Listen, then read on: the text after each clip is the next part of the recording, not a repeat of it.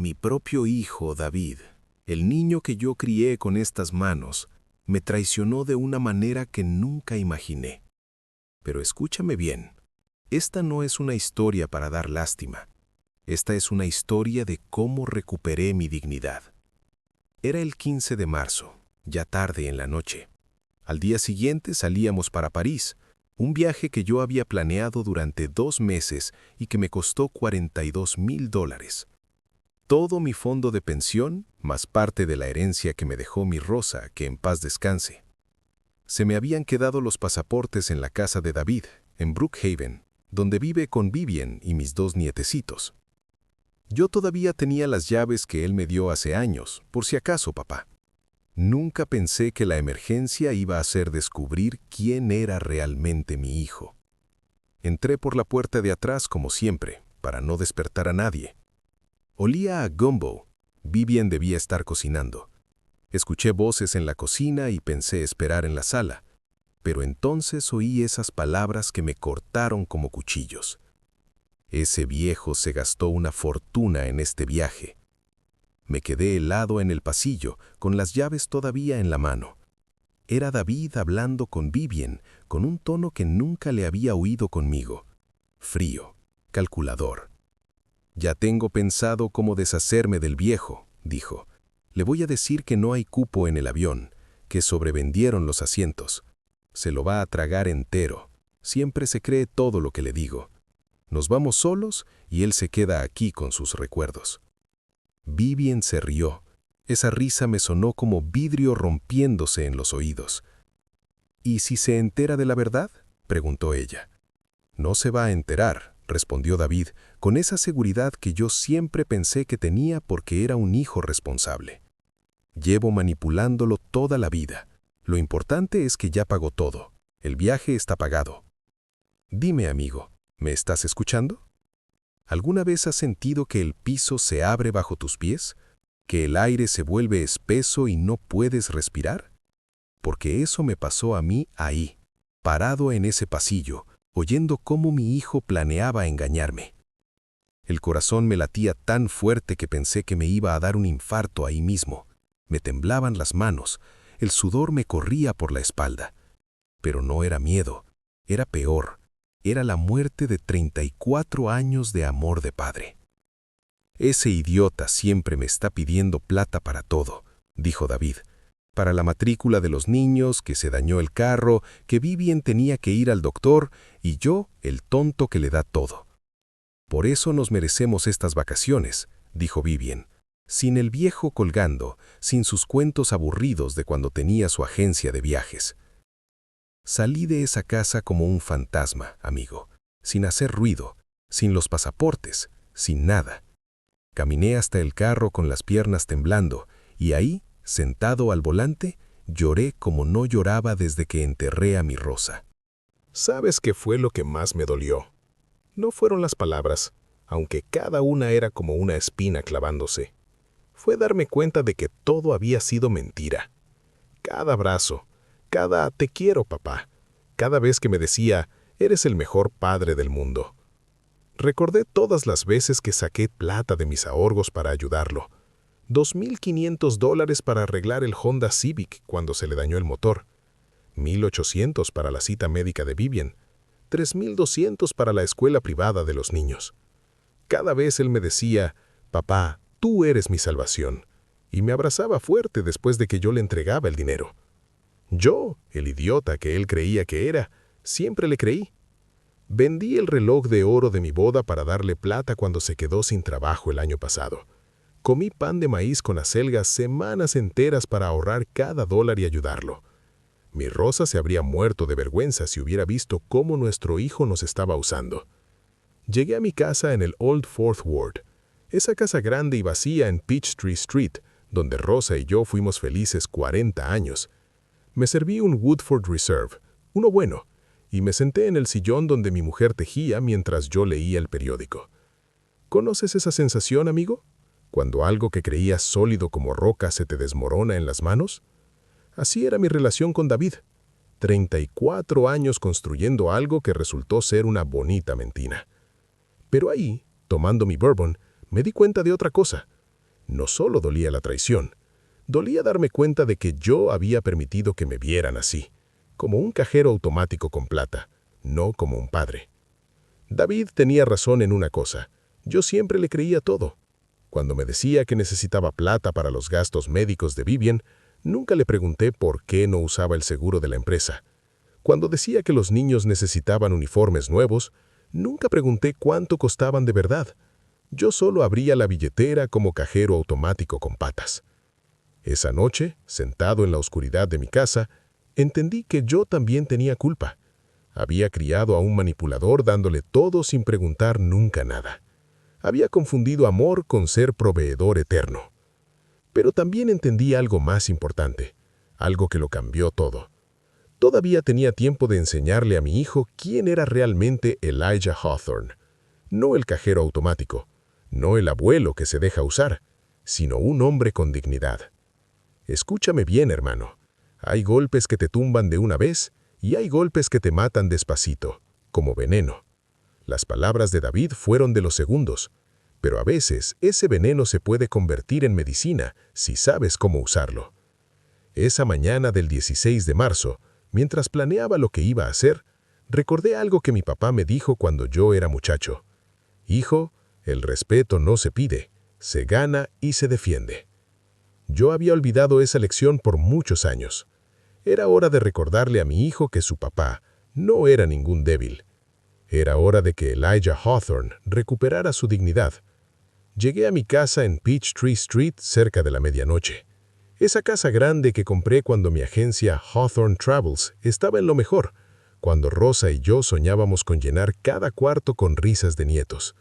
Ahora se siente tan vacía que mis pasos suenan como tamboles en un funeral. Me senté en el mismo escritorio de cedro donde mi Rosa llevaba las cuentas de la familia durante 40 años. Todavía tiene las marquitas de lápiz donde anotaba los gastos del mes, siempre preocupada de que la plata alcanzara. «Elijah», me decía, «cada peso cuenta». Si ella me viera ahora tirando miles de dólares a un hijo que me veía como cajero automático. Saqué todos los documentos del viaje y los puse sobre la mesa como cartas de póker. $42,000, hermano. Cada papel, cada recibo, cada reserva era un pedacito de mis sueños y de todos mis ahorros de jubilado. Había vouchers del Four Seasons George V en París, $1,600 la noche, los boletos en clase ejecutiva de Air France, la reserva para cenar en Le Jules Verne en la Torre Eiffel. Te digo que planeé cada detalle pensando en la carita de mis nietos. Maya, de 8 años, que siempre pregunta por qué los castillos de las películas son tan bonitos. Caleb, de 5, que colecciona carritos y quería ver los Ferrari en Italia. Me imaginaba sus ojitos brillando cuando vieran el Louvre, cuando subieran a la Torre Eiffel, cuando probaran el verdadero gelato italiano en Roma. Recordé el día que fui a la agencia del centro. El muchacho joven que me atendió me miró raro cuando le dije lo que quería.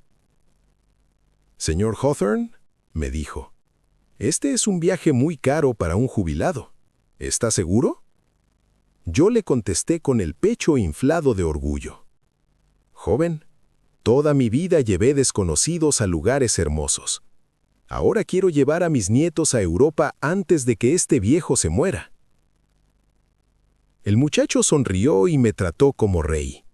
Me consiguió descuentos por ser del gremio y armó un itinerario perfecto. 3 semanas recorriendo París, Roma, Barcelona, guías privados en cada ciudad, restaurantes con estrellas Michelin, hoteles 5 estrellas. Todas las noches durante 2 meses estudié esos folletos como si fueran la Biblia. Le enseñaba la foto a Rosa en el marco del Arc de Triomphe. «Mira, vieja, aquí van a caminar nuestros nietos». Le mostraba fotos del Coliseo. Imagínate a Caleb corriendo donde corrían los gladiadores. Pero esa noche, con todos esos papeles en la mano, también recordé todo lo que había sacrificado para juntar esa plata. Dime, amigo, ¿Tú has vivido 3 meses comiendo solo arroz con frijoles para ahorrar cada peso? Porque yo sí. Cuando David me pidió $3,200 en enero para la matrícula de los niños, vendí mi traje azul marino, el único bueno que me quedaba, en una casa de empeño. Me dieron casi nada, pero no importó. Mi hijo me necesitaba. Cuando en febrero Vivian se enfermó y necesitaban $1,800 para un médico privado, dejé de comprar carne 6 semanas, puras verduras y huesos para caldo. Los vecinos pensaban que estaba enfermo porque me puse flaco. En diciembre se me dañó la transmisión del carro. El mecánico me pidió $1,500. Decidí caminar 2 horas diarias para llegar al centro en vez de gastar esa plata. Es para Europa, me repetía mientras arrastraba los pies por el asfalto caliente. Durante meses comí una sola comida al día, hermano. Una sola. En la mañana café con pan tostado y en la noche mi arrocito con frijoles. Los domingos, si había suerte, compraba un pollo asado del mercado. Pero cada dólar que ahorraba era un pasito más cerca de ver la felicidad en los ojos de mis nietos. ¿Sabes qué me mantenía en pie con tanto sacrificio? La imagen de David abrazándome después del viaje. Gracias, papá. Nos diste la experiencia más hermosa de nuestras vidas. Eres el mejor abuelo del mundo. Pero esa noche, con los papeles en la mano, entendí la verdad. David nunca planeó que yo fuera parte de esa experiencia hermosa. Yo solo era el patrocinador que pagaba todo. También recordé el día que saqué la herencia de Rosa del banco. $7,500 que mi mujer ahorró vendiendo pasteles caseros afuera de la iglesia durante 15 años. Esto es para emergencias, Elija, me dijo antes de morir. Darle a la familia el viaje de sus sueños me pareció la mejor emergencia posible. Rosa habría entendido, pensé. Ella también adoraba a esos nietos. Pero esa mañana, mientras las lágrimas me caían sobre esos vouchers caros, me pregunté qué habría pensado realmente mi Rosa. Ella que conocía a David mejor que nadie. Una vez me dijo, Elija, ese muchacho tiene ojos de tiburón cuando habla de plata. Yo la regañé. No digas eso de nuestro hijo, Rosa. Pero ahora, 3 años después de su muerte, sus palabras resonaban como campanas de iglesia en mis oídos. A las 2 de la mañana ya sabía exactamente qué iba a hacer. Si David creía que su papá era solo un cajero automático, le iba a enseñar de qué son capaces los cajeros automáticos cuando recuperan su dignidad. Saqué mi libreta vieja, la que tenía los contactos de hoteles cuando tenía la agencia. Peter Morris, mi socio de hace 20 años, ahora trabajaba en una operadora internacional. Carla Reed, que fue mi secretaria, tenía contactos en todas las aerolíneas. Robert Silver conocía gente en todos los hoteles de Europa. Empecé a hacer una lista de llamadas, una por una, como general planeando una batalla. Pero esta no era una batalla contra enemigos de afuera. Era una batalla por recuperar mi amor propio. ¿Sabes qué pensaba mientras escribía esos nombres, amigo? Que a veces los hijos te enseñan las lecciones que no querías aprender. David me estaba enseñando que yo había confundido ser generoso con ser tonto, que había confundido amar con ser máquina de dar plata. Pero también me estaba dando la oportunidad de recordar quién carajos era Elisha Hawthorne antes de convertirse en el abuelo que daba todo sin pedir nada a cambio. A las 3 de la mañana, con el café ya frío y la lista de contactos completa, entendí una verdad sencilla pero poderosa. La dignidad no se compra, hermano, pero sí se puede recuperar. Y yo estaba a punto de recuperar la mía, aunque me costara $42,000. El plan estaba listo, solo faltaba ejecutarlo antes de que mi hijo llegara con sus mentiras preparadas sobre asientos de avión que no existían. A las 5 de la mañana ya estaba despierto, amigo. No había dormido nada. Me levanté, me puse mi camisa blanca, la misma que usaba para reuniones importantes de la agencia, y me hice un café bien fuerte. Necesitaba la mente clara para lo que venía. La primera llamada fue para Peter Morris, mi amigo de 30 años que había sido mi socio cuando Hawthorne Travels era la agencia más respetada de Atlanta. Ahora trabajaba con Global Travel Partners. Peter, le dije cuando contestó, Necesito un favor enorme. Tengo que cancelar unas reservas en Europa. Todas, hoy mismo. Peter se quedó callado un momento. Conocía mi voz lo suficiente como para saber que algo serio pasaba. ¿Estás bien, amigo? ¿Te pasa algo con la salud? Estoy mejor que nunca, Peter. Solo ayúdame a cancelar todo. Te mando los números de confirmación por mensaje. Dame 5 minutos para llegar a la oficina, dijo sin preguntar más. Así era Peter, un hombre que entiende que cuando un amigo de verdad te llama a las 5 de la mañana, no es momento de hacer preguntas. Mientras esperaba, preparé toda la documentación. Cada voucher, cada número de confirmación, cada referencia de pago.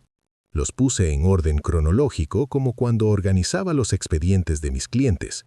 Porque esto también era trabajo, hermano. El trabajo más importante de mi vida, recuperar mi dignidad.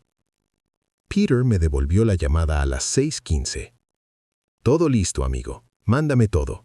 Tengo contacto directo en Air France, en el Four Seasons, en todos lados. Pero te advierto, las penalidades van a ser grandes. No me importa, le dije. Hazlo.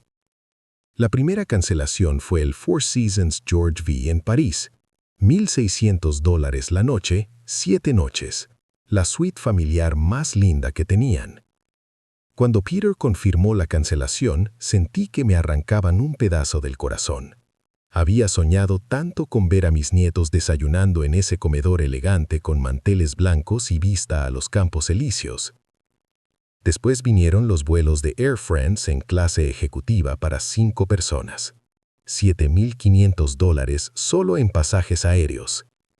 Confirmado, amigo, dijo Peter, pero con menos de 24 horas te van a cobrar el 50%. Que cobren lo que quieran, le respondí.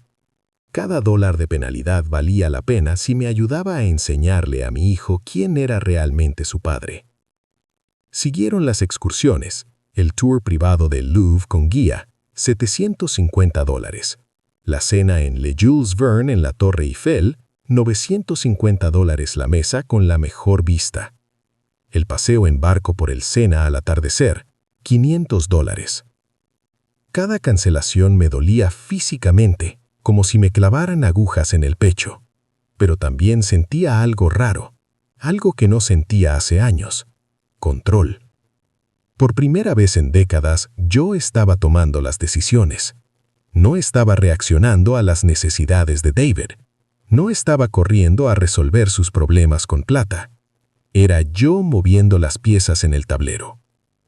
Carla Reed, mi ex secretaria, me ayudó con las reservas de Italia y España. Señor Hawthorne, me dijo cuando la llamé, ¿está completamente seguro? Estos hoteles son dificilísimos de conseguir y las fechas son temporada alta. Completamente seguro, Carla. Cancela todo. Robert Silver se encargó de los traslados y actividades en Barcelona. Tour a la Sagrada Familia, entradas al Camp Nou para ver jugar al Barcelona, excursión a Montserrat. Jefe, me dijo Robert. Todavía me decía jefe 20 años después de que vendí la agencia. Esto no es propio de usted. Usted siempre fue el más cuidadoso con los viajes de su familia. Por eso mismo lo estoy haciendo, Robert, le contesté. A las 8 de la mañana todo estaba cancelado. $19,000 convertidos en números tachados en computadoras europeas. Pero por primera vez en meses me sentía ligero, como si me hubiera quitado un peso que ni sabía que cargaba en los hombros. Me bañé, me puse mis pantalones azul marino y mi camisa blanca más bonita. Me peiné con cuidado y me eché un poquito del colonio polo que Rosa me regaló en nuestro último aniversario. Si iba a recibir a mi hijo para su gran actuación, quería verme como el hombre respetable que era, no como el abuelo que él imaginaba. Puse música, blues clásico de los 60, de los que me gustaban cuando era joven y tenía sueños propios. Me hice un café de olla, como me enseñó mi mamá, con canela. El olor llenó la casa y por un momento me sentí el Elijah de antes, el que levantó un negocio exitoso, el que se enamoró de la mujer más bonita del barrio, el que tenía planes más allá de complacer a un hijo desagradecido. A las 9 en punto oí el ruido del Honda Civic de David estacionándose, el mismo Civic que yo le había pagado arreglar 3 veces. Miré por la ventana y los vi bajar. David con su cara de actor preparándose para su papel. Vivien arreglándose el pelo como si fuera una sesión de fotos. Y mis nietos, ay, mis nietos. Maya con su vestidito rosa, el que yo le compré para su cumpleaños, y una mochilita con una muñeca adentro. Caleb con su maletica con ruedas azul, emocionado, saltando de un pie al otro. Los dos radiantes de felicidad, hablando de todo lo que iban a ver en Europa.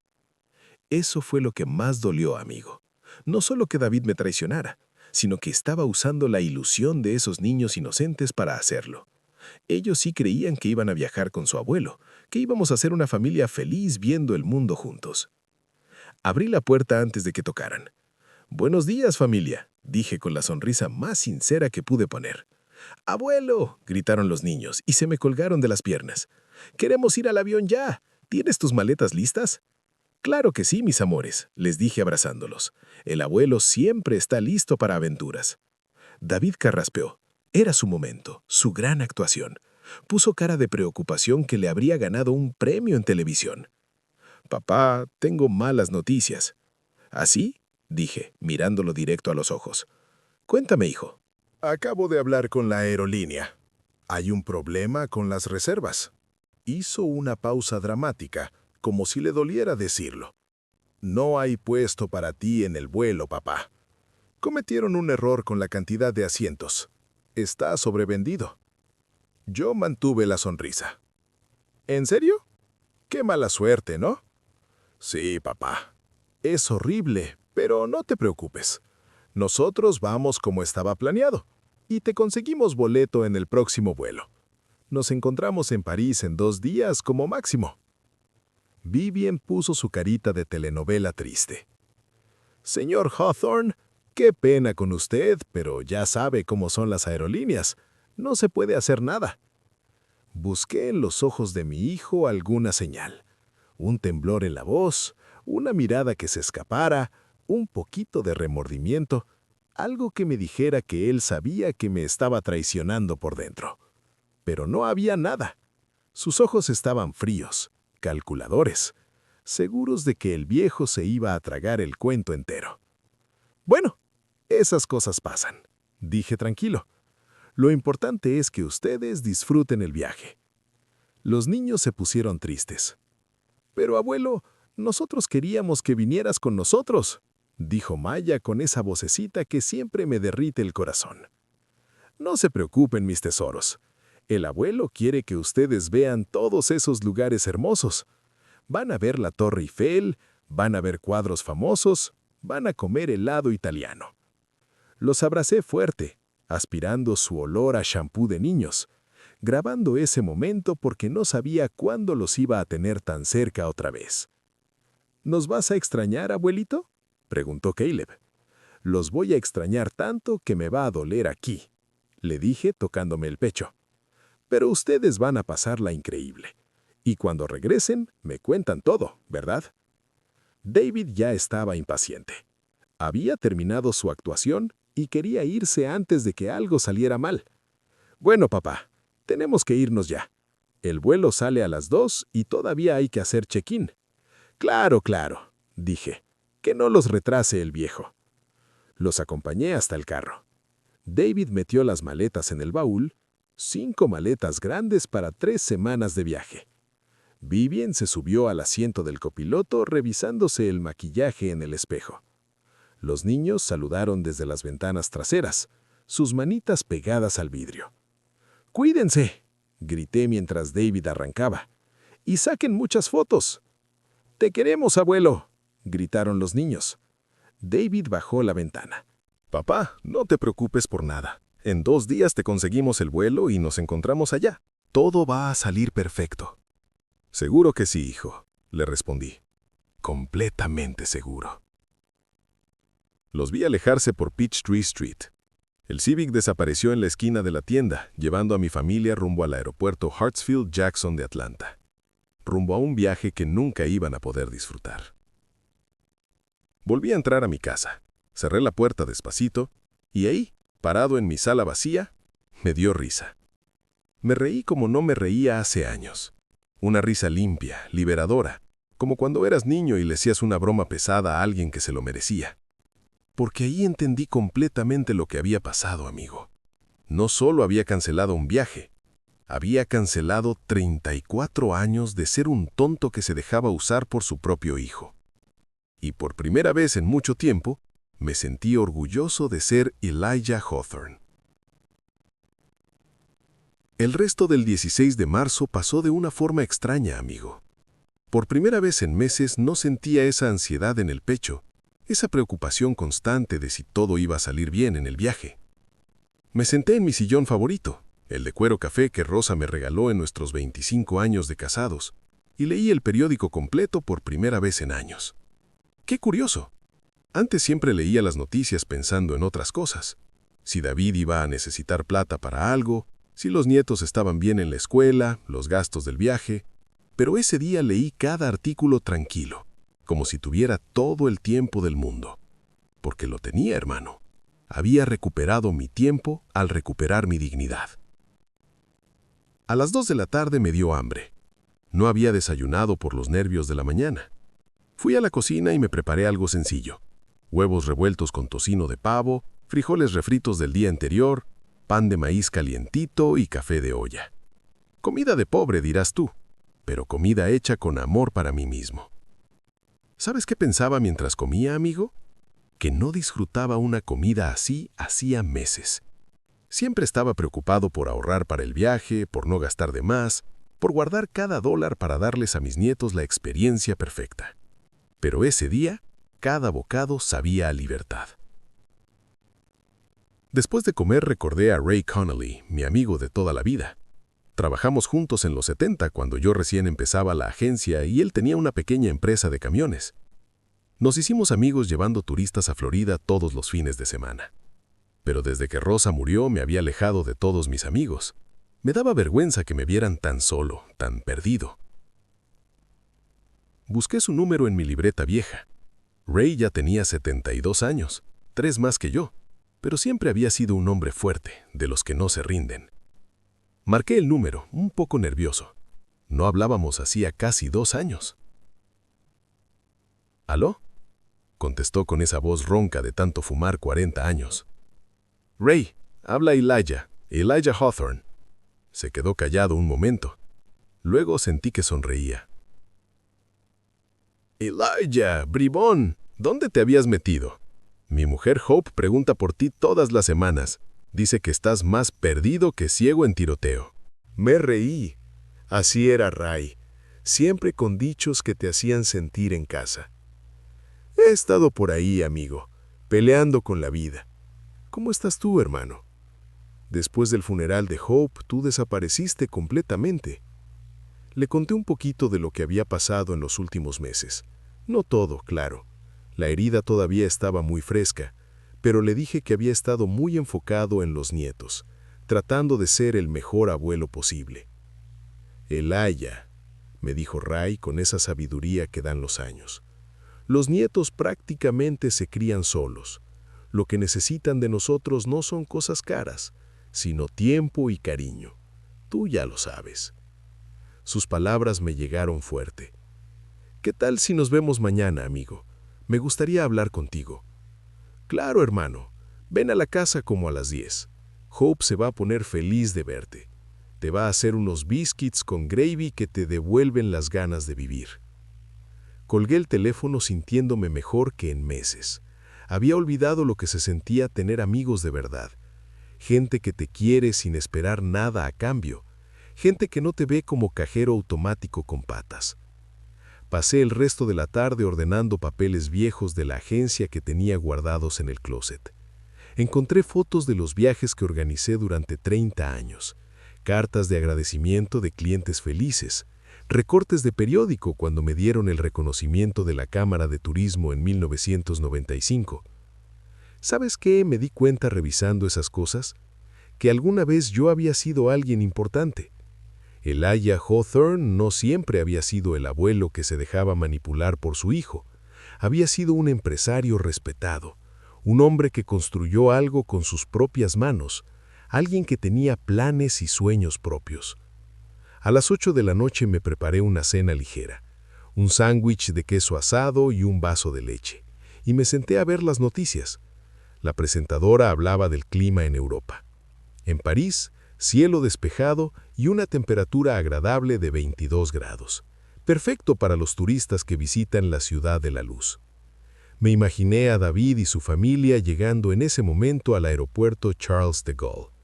Ya habrían pasado en migración, recogido las maletas y estarían buscando el traslado que nunca iba a llegar. No te voy a mentir, amigo. Una parte de mí se sintió mal por los nietos. Ellos no tenían la culpa de tener un papá manipulador.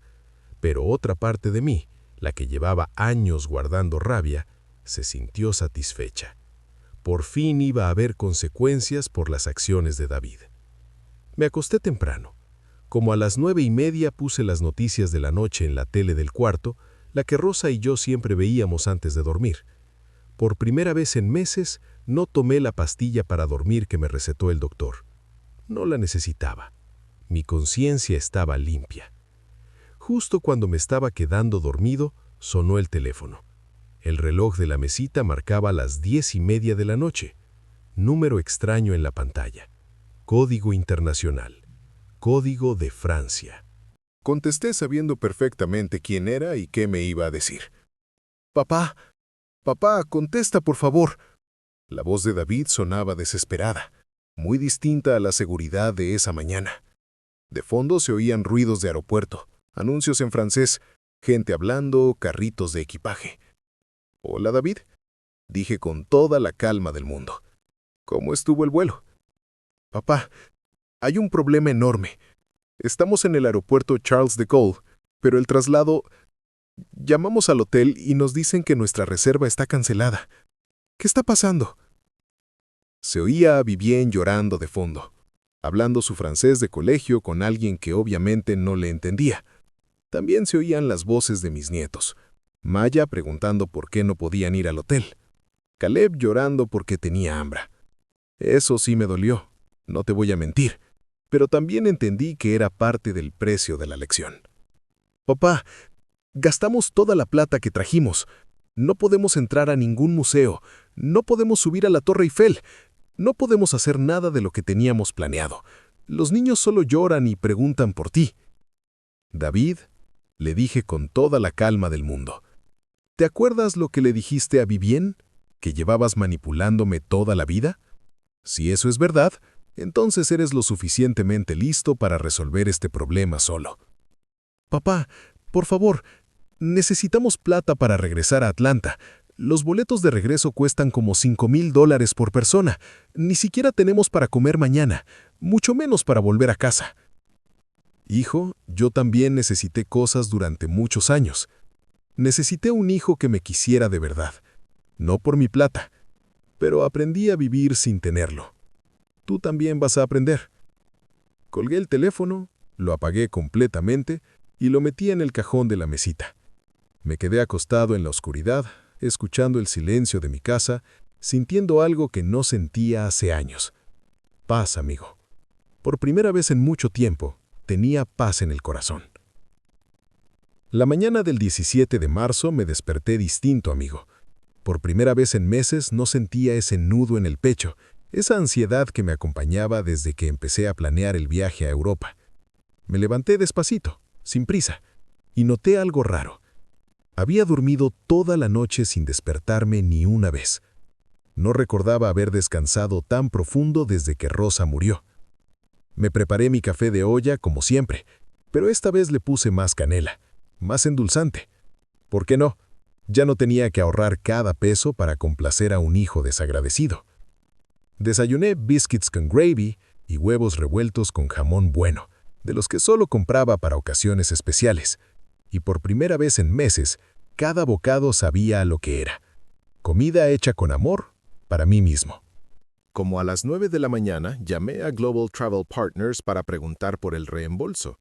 La muchacha que me atendió, Patricia, me explicó todo con mucha paciencia. «Señor Hawthorne, las cancelaciones de última hora sí tienen penalidades, pero como usted tiene tantos años en la industria del turismo, vamos a hacer lo posible por recuperar la mayor cantidad». Al final, después de hablar con supervisores y gerentes, me confirmaron que me iban a devolver $29,500. $12,500 se quedaban en multas y penalidades. Pero honestamente, amigo, $12,500 nunca me habían parecido tan bien gastados. Era el precio de mi dignidad recuperada. Después llamé a Ray Connolly. Amigo, ¿sigue en pie lo de hoy?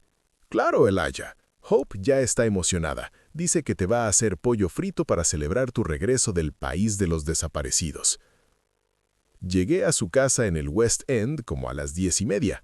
Ray vivía en una casita sencilla pero muy bien cuidada, con su jardincito de flores que Hope atendía todos los días. Cuando me vio llegar, la mujer de mi amigo me abrazó como si fuera su propio hermano. «Elijah, ya era hora», me dijo mientras me apretaba contra su pecho generoso. «Desde que Rosa se fue, tú andas caminando como alma en pena. Siéntate aquí, hijo. Te voy a servir unos biscuits con gravy que te devuelven las ganas de vivir». Ray y yo lo sentamos en el patio trasero bajo la sombra del árbol de pecan que él mismo plantó cuando se casó con Hope hace 40 años. El aire olía a jazmín y a café recién hecho. Por un momento sentí que había vuelto a casa después de un viaje muy largo. «¿Cómo estás de verdad, hermano?», me preguntó Ray encendiendo un cigarrillo. Sabía que Hope no lo dejaba fumar dentro de la casa. Y ahí, sentado bajo ese árbol de pecan, le conté toda la historia desde el principio. Los meses ahorrando para el viaje, las mentiras de David sobre la plata que necesitaba, la conversación que escuché en su cocina. Todo. No le oculté nada, amigo. Fue como confesarse con un sacerdote, pero mejor, porque Ray me conocía desde joven y me quería. Mi amigo escuchó sin interrumpir ni una vez. Solo asentía, fumaba su cigarrillo y de vez en cuando me ponía la mano en el hombro cuando notaba que una parte de la historia me costaba contar. Cuando terminé, Ray se quedó callado un buen rato. Luego aplastó el cigarrillo en el cenicero de barro y me miró directo a los ojos. «Elijah, siempre supe que eras un hombre de honor. Desde que te conocí hace casi 50 años, siempre has sido derecho como flecha. Pero lo que acabas de hacer no es solo honor, es una lección para todos los padres de este país».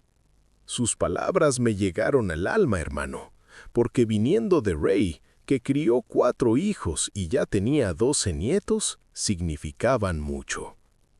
«¿Sabes qué pasa, amigo?», siguió. «Los padres americanos tenemos una maldición.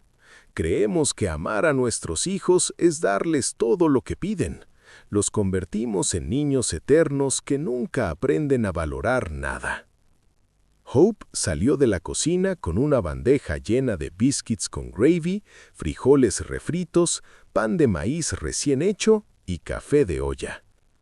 «¿De qué hablan tan serios ustedes dos?», preguntó mientras nos servía. «De cómo Elijah le enseñó modales a su hijo», le dijo Ray con una sonrisa. La mujer de mi amigo se sentó con nosotros y también escuchó parte de la historia. Cuando terminé, se santiguó y dijo: «Ay, Elijah, qué bueno que por fin abriste los ojos. A ese David siempre le tuve mala vibra. Hasta de niño tenía mirada de malcriado». Después del desayuno, Ray me dijo algo que cambió mis planes para el resto de la vida. «Elijah, un grupo de jubilados estamos organizando un viaje al Amazonas en julio. Nada lujoso, sin hoteles 5 estrellas, pero un viaje hermoso en buena compañía para ver esas ruinas que siempre quisimos ver. ¿Te apuntas?». Dime, amigo, ¿tú tienes sueños que llevas posponiendo 30 años? Porque yo sí. Desde joven viendo documentales en la tele, siempre quise conocer el Amazonas. Pero primero tuve que levantar el negocio, después criar a David, después cuidar a Rosa en sus últimos años, después atender a los nietos. «Estoy dentro», le dije sin pensarlo 2 veces. «¿Cuánto cuesta? ¿Y cuándo salimos?». «Como $5,000 por persona, todo incluido. Pasajes, lodges sencillos pero limpios, todas las comidas y guía que habla inglés. Salimos el 15 de julio y regresamos el 30. Por primera vez en años estaba planeando algo para mí. No para David, no para los nietos, no para quedar bien con nadie. Solo para Elijah Hathorn y sus sueños postergados. Los días siguientes fueron raros pero hermosos, hermano. Ya no tenía esa prisa constante que tenía desde hacía meses. No estaba pensando si David iba a necesitar plata para algo. No estaba preocupado por los gastos del viaje. No estaba todo el tiempo mirando el reloj. Empecé a hacer cosas que había olvidado que me gustaban. Volví a leer novelas. Compré El hombre invisible, que nunca terminé. Me inscribí en un curso de francés para principiantes en el colegio comunitario del condado de Fulton. A mis 69 años. Nunca es tarde para aprender algo nuevo, me dijo la profesora cuando le conté mi edad. También empecé a hacer voluntariado en el Centro de Ancianos Saint Vincent, llevando comida a los abuelitos que no tienen familia. ¿Sabes qué descubrí ahí? Que hay destinos peores que tener un hijo desagradecido. Hay viejos que no tienen hijo ninguno, agradecido o desagradecido. Una semana después del desastre de París, David me llamó desde Francia. Su voz sonaba desesperada, muy distinta al David seguro que yo conocía. «Papá, por favor escúchame. Estamos viviendo en un hostal horrible cerca de la estación del metro. Cuesta $55 la noche por un cuarto chiquito donde cabemos los 5 apretados. Vivien agarró una infección estomacal con la comida barata que estamos comprando en la calle». Se oían los niños llorando de fondo, Maya preguntando cuándo se iban a ir a la casa, Caleb diciendo que tenía hambre. Eso sí me dolió, no te voy a mentir, pero también entendí que era parte del precio de la lección. «Papá, gastamos toda la plata que trajimos. No podemos entrar a ningún museo, no podemos subir a la Torre Eiffel, no podemos hacer nada de lo que teníamos planeado. Los niños solo lloran y preguntan por ti». «David», le dije con toda la calma del mundo, ¿te acuerdas lo que le dijiste a Vivien? ¿Que llevabas manipulándome toda la vida? Si eso es verdad, entonces eres lo suficientemente listo para resolver este problema solo. «Papá, por favor, necesitamos plata para regresar a Atlanta. Los boletos de regreso cuestan como $4,000 para toda la familia. Ni siquiera tenemos para comer mañana, mucho menos para volver a casa». Hijo, yo también necesité cosas durante muchos años. Necesité un hijo que me quisiera de verdad, no por mi plata, pero aprendí a vivir sin tenerlo. Tú también vas a aprender. Colgué y no contesté sus llamadas en 2 semanas. Después me enteré por los vecinos que Vivien llamó a sus papás llorando, pidiendo prestado para regresar. Los suegros tuvieron que vender un pedazo de tierra que tenían para enviarles la plata del viaje de vuelta. Cuando por fin regresaron a Atlanta, David no me buscó de una vez. Supongo que necesitaba tiempo para procesar lo que había pasado, para entender que ya no tenía el mismo cajero automático de papá. Un mes después, un sábado por la tarde, vino a mi casa solo, sin Vivien, sin los niños. Tocó la puerta suavecito, como si no estuviera seguro de que yo le abriera. Cuando lo vi parado ahí, se me cayó el alma. Se veía derrotado, amigo, flaco, ojeras negras, la ropa arrugada, pero sobre todo se veía avergonzado, como niño que sabe que hizo algo terrible. «Hola, papá», dijo casi susurrando. «Hola, David, pasa». Se sentó en el sillón donde siempre se sentaba cuando venía a visitarme, pero esta vez se veía pequeño, encogido. Ya no era el David seguro que vino a engañarme con lo del avión. «Papá, vine a pedirte perdón», dijo y se le quebró la voz como cuando era niño y había hecho alguna travesura. Empezó a llorar ahí en mi sala, llorando como hombre adulto que se da cuenta de que cometió un error gigantesco, que perdió algo que nunca va a poder recuperar. «David», le dije sentándome frente a él, «no vengas a pedirme perdón a mí. Pídele perdón al Elijah Hawthorne que mataste con tus mentiras, al papá que creía que tenía un buen hijo». «Papá, yo sí te quiero, de verdad. Solo que no sé qué me pasó cuando vi que tenías plata y yo estaba pasando trabajo con los gastos. Me dio rabia, como si tú me debieras ayudarme». «¿Sabes qué, hijo?», le dije mirándolo directo a los ojos. «Yo no estoy enojado contigo. Al contrario, te estoy agradecido. Me hiciste un favor enorme, David. Me mostraste en qué me había convertido. En un cajero automático con patas, en un hombre sin dignidad propia. pero también me diste la oportunidad de recordar quién soy realmente. Le conté del viaje al Amazonas, de las clases de francés, del voluntariado en el centro de ancianos. Por primera vez en años, estoy haciendo planes para Elijah Hawthorne, no para ser el abuelo perfecto o el papá que da todo. David escuchó todo sin decir palabra. Al final me preguntó, ¿hay alguna forma de arreglar esto, papá? ¿De volver a ser familia? Hijo, la familia de verdad no se basa en mentiras ni en manipulación. Si quieres volver a ser mi hijo, vas a tener que empezar de cero, como hombre adulto que se relaciona con otro hombre adulto con respeto y honestidad. Se fue esa tarde sin prometerme nada, pero tampoco sin pedirme nada. Fue un comienzo. Escúchame bien, amigo, que me has acompañado en esta historia. A veces las personas que más nos quieren son las que más nos pueden doler porque saben exactamente dónde tocarnos para que duela, pero también pueden ser las que más nos enseñan sobre nosotros mismos. David me enseñó que yo había confundido amor con ser proveedor eterno. Me enseñó que ser generoso no significa ser tonto. Me enseñó que la dignidad no es algo que te dan los demás, es algo que tú decides conservar o regalar. Ahora, cuando me despierto todas las mañanas en mi casa de Peachtree Street, ya no siento esa ansiedad de qué necesitará David hoy. Siento ganas de vivir mi propia vida, de cumplir mis propios sueños, de ser Elijah Hawthorne antes que papá de nadie. En 3 semanas me voy al Amazonas con Ray y otros 6 compañeros jubilados. Vamos a ver esos lugares históricos que siempre quise ver. Vamos a caminar por los mismos senderos que caminaron las tribus indígenas. Vamos a sentirnos vivos y libres como no me sentía hace años. Y si David aprende la lección, si entiende lo que significa respeto y honestidad, tal vez un día podamos volver a ser padre e hijo, pero esta vez sobre bases sólidas, no sobre mentiras bonitas. Porque al final, hermano, la dignidad no es negociable. O la tienes o no la tienes. Y yo acabo de recuperarla. ¿Te gustó mi historia?